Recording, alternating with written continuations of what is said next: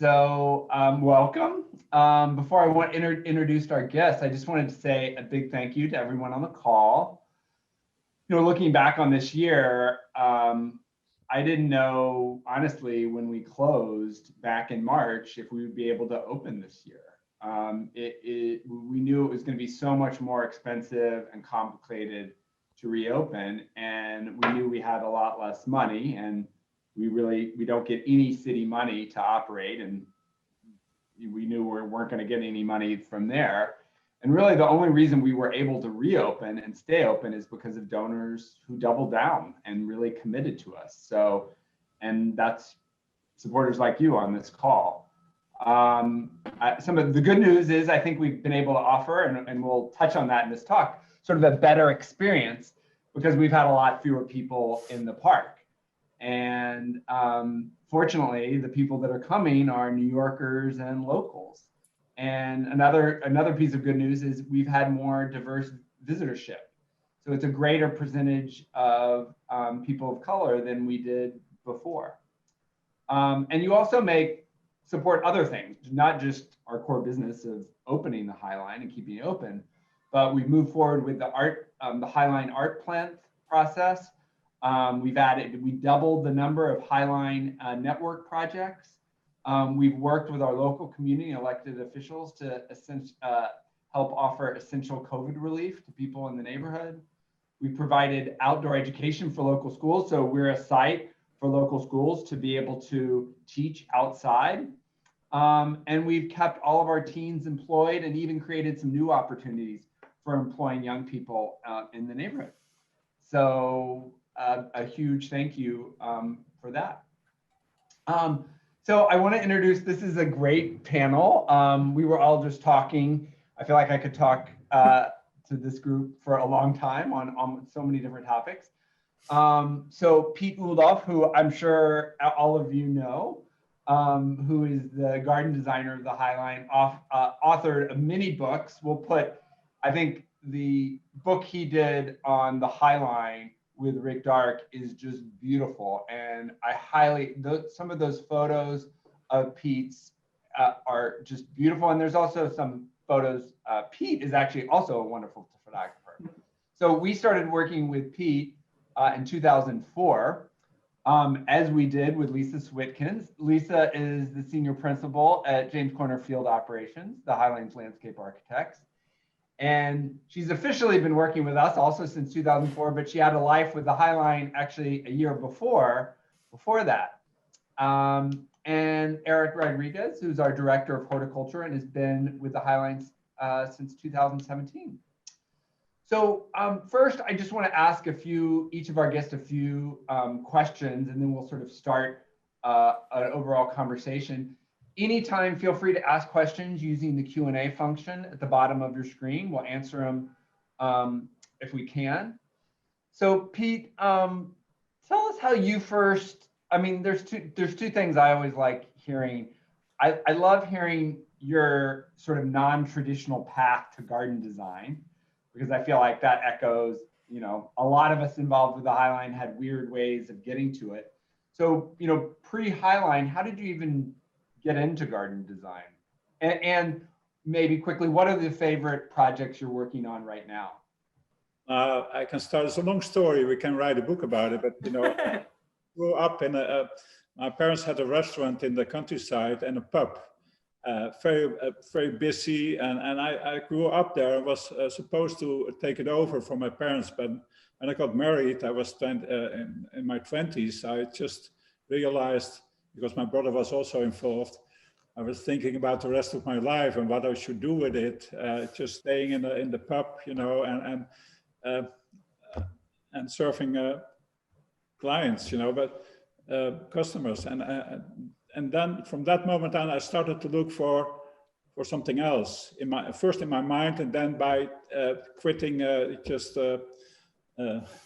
my parents' business and just going to several jobs. And I ended up in a garden center during Christmas. And they asked me to sell, they needed people to sell Christmas trees. And then that was during this time. And I just after that, after New Year, they asked me to stay because they needed some people in the nursery for help to do plants. And from that moment, I got involved in nurseries and just started to go back to school and to start horticulture and just became so sort of passionate with plants. And then by going to school for 5 years in the evening, I started my own business, on garden consultancy and garden design. And that was in the 70s, 75. So that's very short how life went different. The good thing is that Anja, my wife, earned a little bit of money at that time, so I could afford myself to go, you know, just to do things without earning much, but just following my ideas. And so in 1982, we moved from the city of Haarlem in the west part of the Holland to start a nursery in Hummelo, where we live now. And the idea of designing gardens went away totally because we had to work very hard to create this nursery. But the strange thing is, by creating the nursery and meeting people from the nursery business, we also met a lot of people. I had a partner who was head gardener at Dixter in England, and he introduced me to all the famous English garden people. And that is how we took that over. And by running the nursery and knowing those people in England, we became very well known in the gardening, in the sort of traditional gardening world. So people that had gardens and visited gardens and traveled to gardens to have a look at it. And that is how it all started. And I don't want to make it too long, but after 5-6 years, people asked me for planting design, for garden design, because we had made borders and planting trials. We had trials, but also we created borders and plantings in our garden that people could look at. And that's where the demand came to start design again. So I started with planting design, then garden design, and that evolved in my first commission in 1996 in a public park in Sweden. We followed a lot of conferences. We met a lot of people from cities, on those conferences about gardens and public space. And that is how I came involved in more public work around 2000. But it was a big mix of private gardens and public gardens, and now it's mostly public, semi-public, or at least less private. That's more or less how I, so I was, to see how I came to the Haarlem, that was because I was working and I worked on the Battery at that time, the Battery Gardens in this, in south tip of Manhattan. And I think that Jim or Lisa, they had, oh yeah, okay, you had the book about me, and you called me, I know you called me, you say if I was interested to do a competition about the Haarlem, but I had no idea what it was, who you were, and I think I couldn't find out, but I saw those little movies about, that you put on the internet about people being enthusiastic and supporting the Haarlem. The Highline ID. I think that brought me over into saying yes, because there was so much enthusiasm. There was so much people that were telling how beautiful it could be, but then I thought, okay, it's more than it's a mile and a half, Then I thought, yeah, can I do it or not? But I just said yes because of this enthusiasm. That is more or less in short, the story how I became involved. But I think, Lisa, you did it, in fact, or not? Yeah. Well, of course, Jim was, we were incredibly inspired by you and your work, but I think I did make the original call. Yeah. Jim didn't know about me much, I felt that, he was busy with, building up his business. And you, I think, no, he showed me your photographs, actually. It was the first things, because you were one of the first people who were documenting the full seasonality of, the life cycle of plants. And that was very inspiring to us. That was the idea. We met, if I can be short, we met some people from more native plants in the Netherlands that made wild gardens and native gardens. And I came friends with one of these persons, and it's also the person I wrote a book with. It was called Dream Plants, a New Generation of Garden Plants. And that started to, in our conversations, we started to think different. He was already into non-native plants because he had the garden and he mixed everything. And he was quite special, but also philosophical. And I learned to look different through the conversations with him. It's not that it was not just about decoration, but also about, it's about the life cycle of plants, and to also to see the beauty in plants when they're not in flower. And can you just touch on some of the projects? And I think we have some slides of what you're working on right now, your favorite projects. Work on we just finished Detroit. That's the following order, I think. Detroit, we a part of a public park, Belle Isle. I think we started 2 years or 3 years ago on a question of the Garden Club of Michigan. And it's on a beautiful spot near the Botanical Conservancy on Belle Isle and the sort of carillon.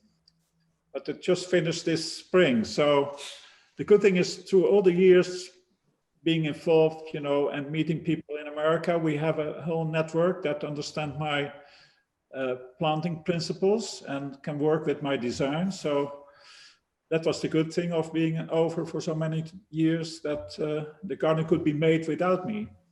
Let's say, at least the planting could be installed without being there. And that will be open. It is open, of course, it's public, but it will be officially open next year. And then Vitra is the other garden. It's Vitra Furniture, architecture. Beautiful place. And the owner, or the founder of that, Rolf Veilbaum, asked me to do the garden in front of the Hector de Meuron building. It's in the main entrance of the Vitra campus. And we finished that in May this year. And this is a picture taken in October. So that is also, you see, it looks good. I think it looks good. I love it. It's hard to love your own work in front of other people. But I love it. It's going well. And I think I did some other, Delaware Botanical Garden, a piece, and that's a small botanical garden in South Delaware. And that is made by 70% natives and 30% non-natives. It looks very natural. You can see, there is a picture, you can see it. Oh, wow. And that really looks good. I was there last year on the opening, and I think that really was surprising how we could mix this, could make this planting with generally natives, but designed with natives. And for the people on, we're putting the links to these projects. We want to know where they are or more about them in the chat. And maybe it's not beautiful. Also the Noma garden, that's not really public, but it is public because it's a restaurant, but that's a smaller garden we finished with a sort of garden as an entrance for this. Noma is of course a famous sort of restaurant, but love to work there. You can see that is the entrance to the restaurant. So we do semi-public and smaller gardens as well. It's a joy when people really see what a garden can bring as an extra to a building, This is with kale and dahlias, so I can do it also decorative or in a different way, but that worked out very well. And I think that is more or less the last 4 projects that we've done, but we're in the middle of new projects, a big hospital rooftop in Denmark. It's a little bit slow now, but it's more than it's almost 5 acres of rooftop planting on a hospital. So every patient is looking from his room into a garden. Every patient has his own room, and I think that's also a sign of the time, of the future, that people are changing their mind about gardens and what they do for people. Great, thank you. Lisa, so how did you had, I mentioned the life around the High Line before you with Jim Corner, and do I remember right that Jim wasn't going to enter the competition to design the High Line. Well, he just didn't think we had a chance of winning. Yeah. So yeah, I mean, it's interesting. I do have a long history with the High Line, and even before the ideas competition, I actually did it as my thesis for my master's in landscape architecture at school. And at the time, actually, I was thinking about ways that the High Line could connect to the two large public housing developments that it touched, the Fulton houses and the Chelsea Elliott houses. That was kind of the focus of sort of seeing it as like a urban apparatus in some ways.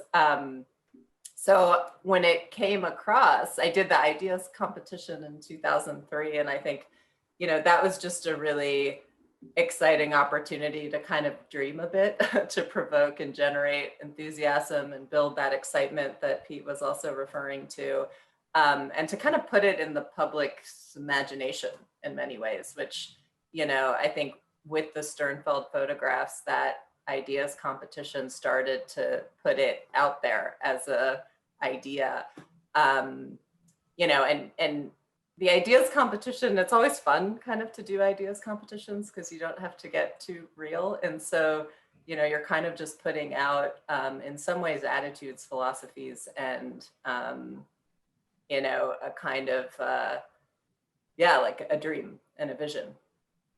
And then, of course, the actual RFP came around in 2004. And yeah, I remember sort of, because I had this history with the High Line, I was super excited about it. And I, you know, was like, Jim, we have to do this. And he's like, we don't have a chance in hell of winning this.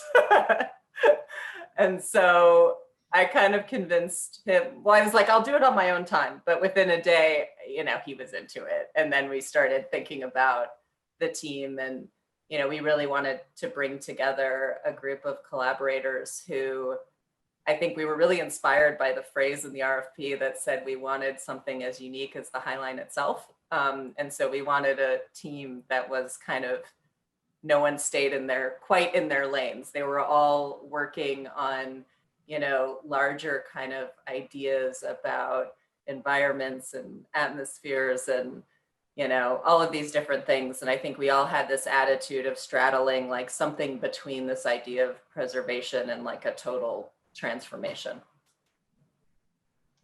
Lisa, at some point, I'd love to see your thesis.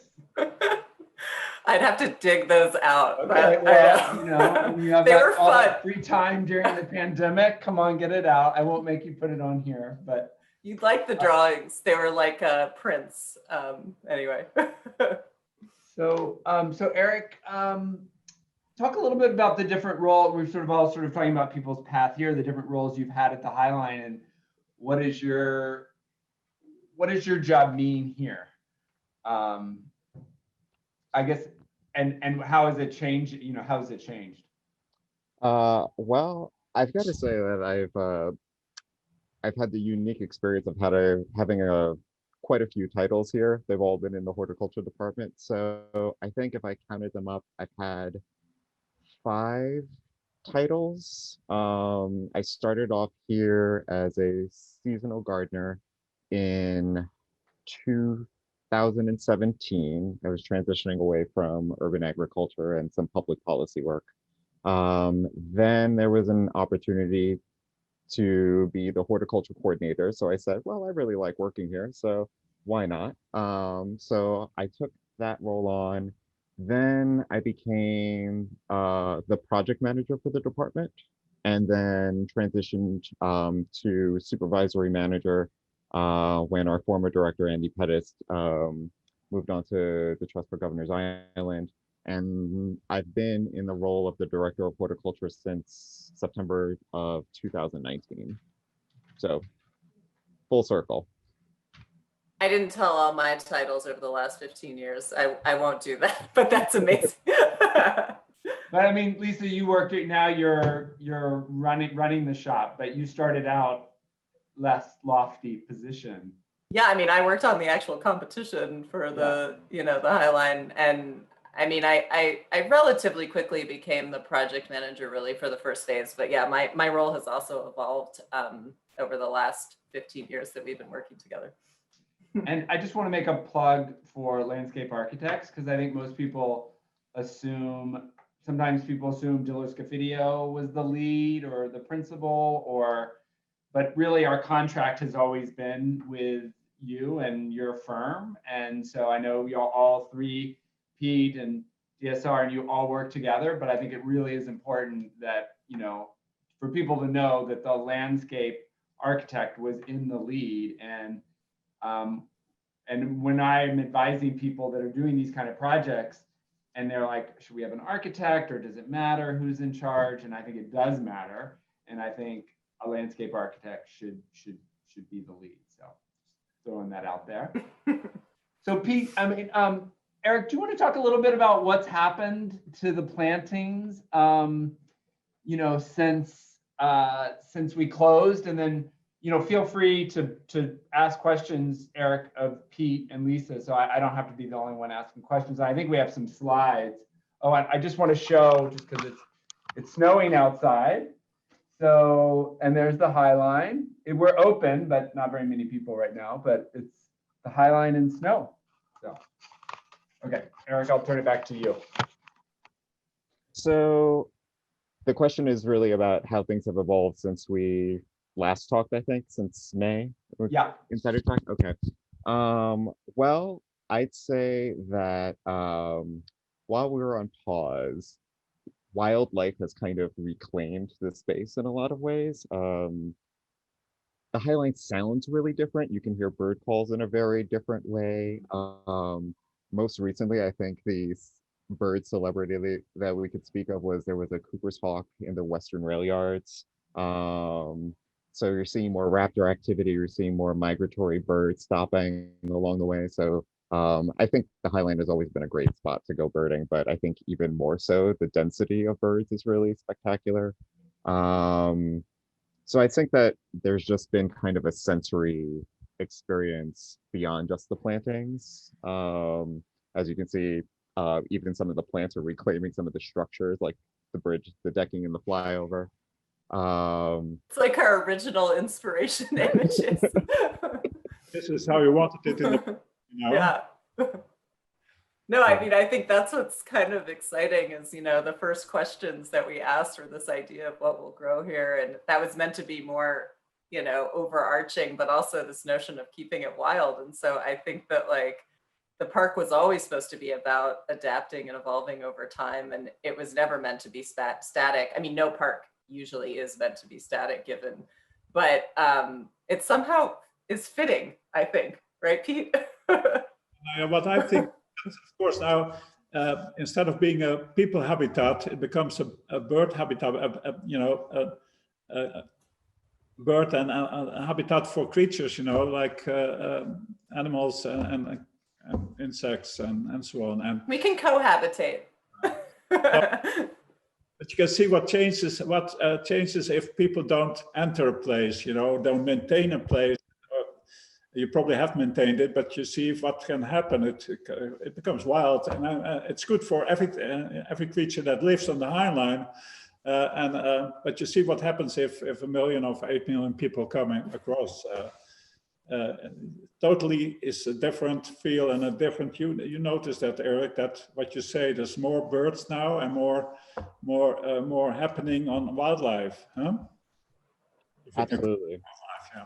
And I think that we're always trying to balance that, like, reclamation of plant life and wildlife on this space, but also acknowledging that we're a public park and we're like, well, maybe we should remove the plants from the decking because it might present a trip hazard, So it's always a fine-tuned experience.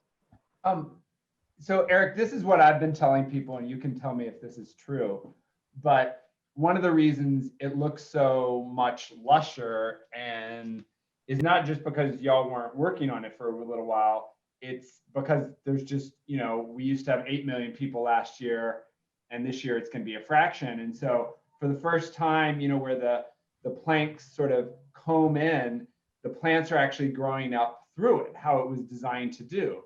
And even that first year when we had 1 million people, if, 1 in 100,000 or 10,000 steps on it, the planting dies. And then if 1 in 1,000 picks a leaf, it just, all the planting sort of receded, and the planting has like come back and enveloped the highline again. In the So is beginning, that, am I making that up, or is that what's happening? I think you're spot on with that. So I think maybe one of the things you're talking about specifically is you can notice in the tapers that there are plants, it's denser in the tapers, and we intentionally plant the tapers as well, but it's a great spot for people to enter a plant bed to take a perfect selfie. So I think that with not having the same density of people on the High Line at the same time, there are fewer, and I think also with social distancing and some other reopening protocols, there are fewer people that are directly in the planting beds. And so naturally the plants, I think, are responding a little bit better and are spreading out a bit more. I mean, I also think there's this phenomenon that's happening, globally, actually, where you're starting to see, I think for anyone who maybe doesn't believe in climate change, it's very visceral, right? Because as things now, it's not sustainable for everything to shut down, but because of that, there's less pollution, there's less this, there's less that. And so you're starting to see things like wildlife and, in places in a much more significant way than you did before. yeah, but that's also because if there's wildlife and there's some thousands of people coming by, I think The hairy lawn. they will disappear. They will go away from that place. They need shelter. They need their own. Yeah, the lawn was one of the more dramatic moments for me when I saw it. I was like, the hairy lawn. How do you all feel about, I love Queen Anne's lace. I mean, how do y'all feel about having Queen Anne's lace on the High Line? Oh, yeah, why not? It looks good. It was there before. What do y'all, I know we're not supposed to really maybe talk about this with everybody, but what do the three of y'all think we should do with the lawn? Just so people know, the lawn was the most heavily trafficked lawn in New York City per square foot. And so we were only able to keep it open for 65 days a year or something like that, because it just got trampled. And so I'd be interested to hear what the three of y'all think, the future of the lawn should be, and maybe just go back to what it was, but. No, it could be a meadow-like lawn, that you let it grow. But I think as long as you let people go into it, it will be sort of flattened by people laying into that meadow. And I don't know whether that will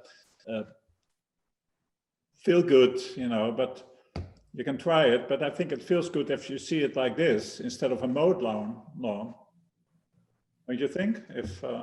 Yeah, I mean, I think it looks beautiful. I think the thing that's always the hard question is that obviously it's very popular because it's a spot that people really want to be in. It was the one place on the High Line where we were encouraging people, to actually hang out. And I mean, the whole High Line is really designed to be immersive in many ways within the plants. And I do think you experientially feel that, but this is the one moment where you do get to sort of sit and relax. And of course, everybody loves to do so. I know it's complicated. And I know there's been discussions on generally even in the city on AstroTurf versus real turf versus this, that, and the other. But, I personally feel like it's okay if you have to shut it down to let it recover. And that's part of people's also understanding of the processes and maintenance that goes into these things. But I do like it as a feature that people can use. At the same time, I think in right now and given the traffic and everything else, why not in those moments and maybe in other times of the year allow it to be a little more wild. Yeah, it depends on the traffic, how many people will come back again in the future, and I think that. Eric, what do you think? Oh, that's a complicated question because you and I have discussed it. I know. I'm putting you on the spot. You're putting me on the spot. Well, don't say pave it over, Eric. No, I definitely will not say pave it over. And personally, I'm a little bit biased against AstroTurf, mostly because it really hurts when you skin your knee on it. Cool. And that's why I'm not the head gardener, because I would put in AstroTurf. So I know we'll get lots of angry comments, but I would do that so you could use it 365 days a year. But no one worry, no one's gonna let me do that. So I just so y'all know, I don't get to do a lot of things that I would do. Okay. Not really totally in charge. So Eric, sorry, you go ahead. Well, if we're dreaming big, right? Pencil on paper. And I tend to approach things more from a social function and how people intersect with space and the kinds of experiences that they would have. I'm also a little bit biased because I come from an urban agricultural food policy background. So part of me was like, what would a little like herb garden look like, or a micro farm? If we left it as a lawn, like, could we evolve the practice where maybe it could be open a bit longer during the season, and maybe we change some of the thresholds? I think part of the thing that we do exceedingly well in that space is that the garden is or the lawn itself is really pristine. We get compliments on how beautiful that particular lawn is. And so maybe you start to see a little bit more Queen's Anneslace in it, but it becomes a little bit more of a rough and tumble space, and we can make it more available. Or, maybe it becomes an area where we can activate some more shade. And so there's like a midpoint in the park where people can get out of the sun for a bit, more of like a seated grove. But I think the sky's the limit in some ways, or we could restore it back to a lawn and go forward as we have. So how many days could the lawn be used in the year, over the year? How many months was it open for people to be on it? Eric? I think when you add it all up between the mid-season restorations and the fall restoration, it ends up being about 4 active months. Okay. But there's lots of stops and starts in between that, the way we're currently managing it. It's not much, yeah, over the year, 4 months, do you think? Not so much. And then there's also But additional. there's also, if you look at the year in terms of when people generally use parks, it's really, I mean, of course, the High Line is used for those walks and everything else in the winter, and it's incredible in the winter, but there aren't that many people who are going to sit on a lawn in the middle of the, biting cold day anyway. So I think it has to be looked at in the context of like the heavy use, months as well. But just to change, well, sort of related to AstroTurf and nature. Pete, one time I asked you if I could call this a natural garden, and you said there's nothing natural about it. It's idealized nature. Did you say that? And and can you elaborate on that? And I'd love to hear Eric's and Lisa's take on that. No, yeah, everything we touch is not nature anymore, and I think nature is completely different in scale than the Highline's planting. We can just simulate a wild planting, but by doing the best to use the right plants to create something that has a similar feel as the wild, around you in nature. But the scale of nature, of the wild, is so big that if you bring that back in a smaller space, that becomes too wild. Wilderness is too wild for a city park. So we have to create the aesthetics that you probably, or the motion or the emotion that you probably will have when you're in the wild on a smaller space. And that you can do by creating a garden as we've done on the High Line. So creating a sort of woodland, half open woodland, so that we go through different phases of nature in a more enhanced way, in a more creative way, if we can say so. And but some people think it's really wild, and other people who, like me, they know it's not wild because there's a lot of maintenance, a lot of interaction between the gardeners and what is happening. It's a small space. There's a lot of need for the plants, to create their own space among other plants. So it will change. It changes fast over the years, because there's not so much soil. Eric knows that. So it's not nature. It's a sort of wildness that we long for if we're at home. That's what I think it is. Something we have in our mind. It's very romantic, and of course, why not? Let's see. It also teaches people a little bit of what you can do in your own garden, what you can do for your own environment, and I think that is the purpose of what we do. It's not that we try to create wilderness or wildness or native gardens, we try to create something that can teach people. Eric or Lisa, do you have anything you want to? Well, yeah, I mean, I just think it's probably a pretty common misconception. I think whenever people see something that is not, you know, building or hardscape, they sort of, the assumption many times is that it's natural or it's nature, right? And I think nature is obviously a very complex word in and of itself. And, you know, there's a lot of people, for example, who think Central Park is probably not on this call, but who think that's just what was left behind because we didn't develop it, right? That it wasn't quote unquote designed. And so I do think that like that's just a way of seeing the world on the one hand. You know, I agree that there's like the whole idea of like the aesthetic of wildness or like the sentiment or the experience of wildness. And I do think that Piet and the work that he did well before the Highline and many others who were in this community sort of looking at, you know, being inspired more by how plants grow in the wild, right? And combinations in the wild and these types of things that I think are evocative of the Highline landscape, and that were also inspired by the railbed landscape that had sort of grown up over time. So I think that's something that I think, you know, feels very natural in the Highline context, but isn't natural, right? It's all made. I mean, everything down to, I mean, when we were looking at the waterproofing and the concrete and the engineered soil and the irrigation systems, I mean, everything is highly engineered. Yeah. If you could, Lisa, if you can find anywhere, the engineered soil is interesting. I don't know if you could put something in chat about what that even means, but so speaking of nature, I want to show y'all a video now, again, where I was overruled by the Highline staff. I wanted to post this video on our Instagram feed, and they said it's too disturbing to post during the election. So it's of and you can turn off your video if you don't want to see it, it's of a hawk eating a pigeon at the rail yard,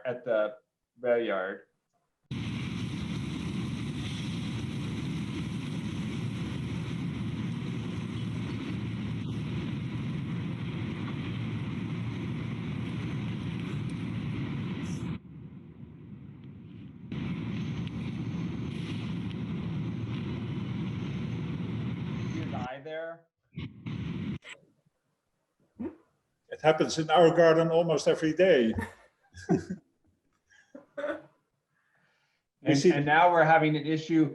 I don't know if it's the same hawk, but it's right at the entrance to the Highline on the light pole. It sits up there. And so the pigeons have now gone all underneath the Highline, and we're getting more pigeon crap all over the walkway because the pigeons are staying underneath the Highline, trying to stay away from the hawk.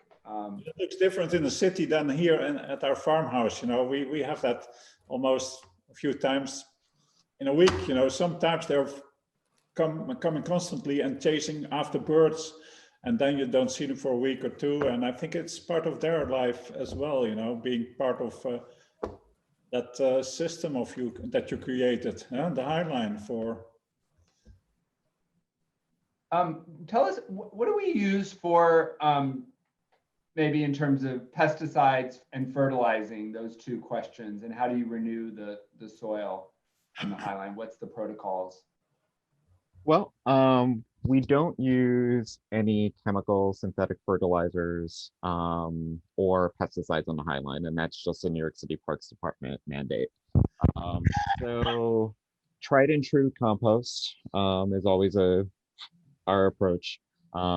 We've been spending a lot more time as a team, and I would say that our horticulture team as a team of scientists and artists who are constantly refining and thinking through these processes are always trying to think through new strategies. But we used to apply compost tea, and that ended up being a lot of work. So what we've been trying to do is tinker a bit with the same plant palette where things are situated, and just allowing for the right plant in the right place, more in line than trying to put more and more inputs. That said, one thing that we have on the radar for this year, particularly in our woodland areas, is playing more with fungus. And I'm very serious about this, of directly sowing fungal spawn of like Northeast native, hen of the woods, lion's mane mushrooms. And so we're trying to think through sort of those symbiotic relationships of nutrient cycling in place. There's just also, I think, we want to minimize our amount of input, just because we take that ecological approach to horticulture. And just, I think, to Lisa, your point about everything being highly engineered, it's a lot of logistics when you're 30 feet in the air and 6 inches of soil. And so there's just certain operational challenges that sort of dictate or change the approach that would be, I think, very different at a park at ground level. So, and I think it's one of the things that horticulturally makes this park really unique. And I think that's what makes a Highline gardener a very unique, or it gives them a very unique perspective that I think a lot of other practitioners don't readily have, because they're not faced with the same challenges. One thing I never understand, that gardens like this or parks like this, who are so unique in the world, are not subsidized by the government, you know, because it's a teaching tool for the whole world. I think it's such a chance, you know. You see, when you don't get money, it's done with the Highline. So I don't understand, you know, politics. I don't understand talking about green and making the world green, and pollution and creating green, and then doing nothing, in fact, financially, for some of the best gardens in the world. And that's the Lurie Garden in Chicago. People probably are not aware of the quality and the model it is for so many places in the world. I think that it's amazing that, you know, that it's all about money and politics and talking about you if they have made it themselves. Yeah. Yeah. I mean, speaking of big public projects that are privately funded, Lisa, do you want to talk about 2 other projects that you're working on within the Highline network? Sure. I think you're referring to Seattle and Underline, right? Yeah. Yeah. So the Underline is a 10-mile project under the existing, you know, public transit line in Miami. The first phase is actually going to be opening very soon. We've worked on the Brickell Backyard, which is the first phase of this 10-mile corridor. And, you know, this is an incredible project, completely different context, obviously, in Miami, both in terms of climate and geography, et cetera. And it's also meant to be a bike trail in addition to pedestrian. And it also is using primarily native plants, because they're actually, it all has to sort of work with no irrigation. So there's a number of other sort of reasons behind that. And we actually worked with the Fairfield Botanical Center on some of that work. But this is one project. The Seattle waterfront is a project that has been in our office for over 10 years. This really came about as part of a larger infrastructural project where the seawall had been damaged and the viaduct was also damaged structurally. So it was an opportunity to both take down the viaduct and rebuild the seawall, but to do so with, you know, a kind of very different approach. So the seawall, it's not just a seawall. We actually were infusing ways to integrate habitat, to having a light penetrating surface that allowed juvenile salmon to make their run. This is where they sort of get stuck in their longer run on the Sound, on the Puget Sound. And at the same time, the viaduct itself, like many cities, you know, these large infrastructural things separated the city from the waterfront. It happens all over the world, and especially, you know, I mean, we see it everywhere. And so because it was structurally compromised, the city of Seattle decided to do a very large bore tunnel, basically under the ground, which allowed the viaduct to come down and to create a new waterfront open space and at-grade road with bike trails, etc. So these are just two projects that are part of the network, the sort of peer-to-peer group that talks about all of the sort of the good, the bad, and the ugly associated with these projects. And Maureen, can you put the link for the network if people want to see all 40 projects across North America? Pete, we got a question in the chat to ask, did you, and this is something I quote you on, it might be inaccurate, that you know, people mostly, when they're designing gardens, want beautiful colors, and you always say, you know, brown is a color too. Because people don't like plants. In general, that was a long time ago. People didn't like plants that were out of flower, and you know, most plants turn to brown or yellow and so die down till, you know, go dormant. And I know I said brown is also a color because I was at Wisley, the RHS, the Royal Horticultural Society, with a new plan for 2 borders at Wisley Gardens. And then one of the board members said, yeah, but I don't see color, you know. I say, yeah, but then I said, yeah, brown is also a color. Huh? And we were talking, I used a lot of grasses and plants that really didn't flower in that time. So brown is a color. I think that I mean by that after flowering, there's still a lot to imagine concerning color.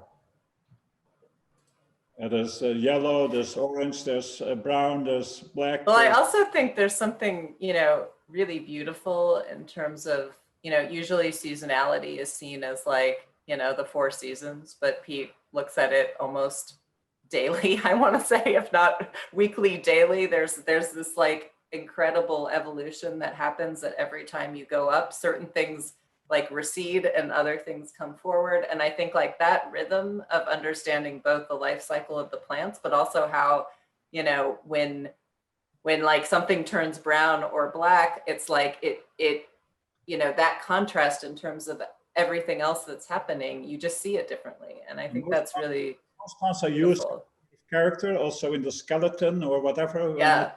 After flower, it has a second life, I call that. So every plant that comes to flower has a second life, most of them. I love that. I always used to say that my favorite time to visit gardens is actually in the winter because you see the bones, like you see the skeleton, and that's really the structure of like the whole garden, and you understand it in a very different way. It's of course, it's alive when the plant is dormant. So everything you see is dead. Huh? And that's why I say, you know, good plant looks good when it's dead. Also good when it is dead, you know, but it's more when it's dormant. So I think that important to when you design gardens or plantings that you know what the plant does, you know, that not everything collapses, that there's a evolving of plants that come into flower, go into fall, and that there's a sort of balance between all this. That you feel there's a sort of balance through the seasons in all what you see and experience. Yeah, I think it does. It ties you to the natural world, I think, in a really meaningful way, where you start to see things and, you know, over time. I think there's like in landscape architecture and garden design, there's like many dimensions beyond the ones that are like, you know, smelling and seeing and tasting, because there's the time dimension. And then there's also the sort of the larger sensory and how that all works. It's how it grows, how it evolves, because we go, and Eric knows that, we allow gardens to evolve into the future. If trees grow, you cannot see, you know that plants underneath will change or don't like it anymore at a certain point. So you have to change it to another. If trees or buildings grow. Yeah, so have to allow the garden to evolve in a direction that you have created it from the beginning. You know that not everything it's not static. It changes every day, it changes every year, and that's why we need good stewardship. You know, people that understand gardening, understand plants. If they work together with the one who designed it, then you come much far. You know, you have to understand it. It's not just understand plants, also understand the aesthetics of these places. So I want to respect everybody's time. Any questions that y'all have for each other? Erik, how are we going? What are we going to do for the future with the garden? Are you let it go wild, or are you going to bring it back as before the pandemic? Eric? That's a good question. We spent a lot of time thinking through and walking through and seeing which plants did exceedingly well on the pause and which ones needed a little bit more. So I think we're going to keep some of it. Some of it we'll have to cut back just because, some species just really are not going to want it to be blocked out in the sun. I think we're going to see that a bit more in the Chelsea grasslands where we'll have to restore a little bit more. I think we have a higher threshold for the woodlands. But in general, I think we're looking to keep more of it, and not just for the aesthetic, but also for the ecological benefits of it for pollinators, Yeah. for native bees. So, and that's been more what we've been, as a team, been thinking through is the other side of ecological horticulture beyond just the plants themselves. You have to keep the diversity, I think, because not let it overrun by just a few species. I think that is important for the Highline, that you keep those creatures coming back. Yeah, and we will be introducing new species. That was something we had on our plate for this season. So mostly to keep greater pollinator habitat in the park, and also to keep greater beneficial insects in the park to reduce some of the pest pressures, rather than introducing beneficial insects seasonally as we've done in the past. Mm-hmm. Yeah. No, good to hear. Other questions for each other?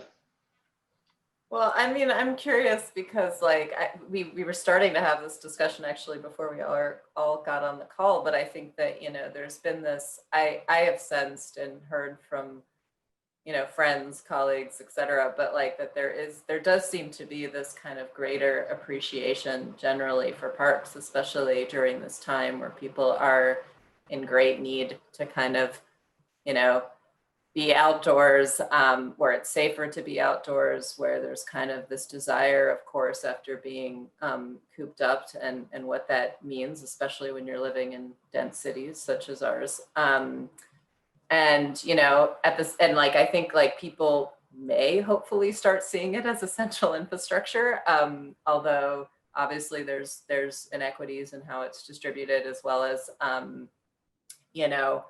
it still ends up usually being the first thing cut from budget. So I'm just curious, what you're seeing, if there has been if people have reached out with a greater, I guess people who go to the Highline probably already appreciate it and use it, but I'm just curious if things have changed. I mean, Robert, started the whole call with some really great statistics, some really interesting positive, actually, statistics and trends given this time. So I'm just curious what you're hearing and seeing. Yeah. Go ahead, Robert. No, Eric, you. Well, I'll just say that at least in terms of the day-to-day visitor who comes by the park, I think there is a really strong appreciation for it. And I think that both in terms of any sort of green space where you could get outside of your house, I think is highly appreciated. But I also, we've received a lot of thank yous for just opening the space and keeping it in such pristine conditions. And I know just anecdotally, I've gotten a lot of questions from visitors about starting their own gardens and how do they start seeds. And so I think that there's definitely an interest both in terms of parks as public space, but then also the takeaways from how they can recreate small pieces of the Highline in their personal lives. So.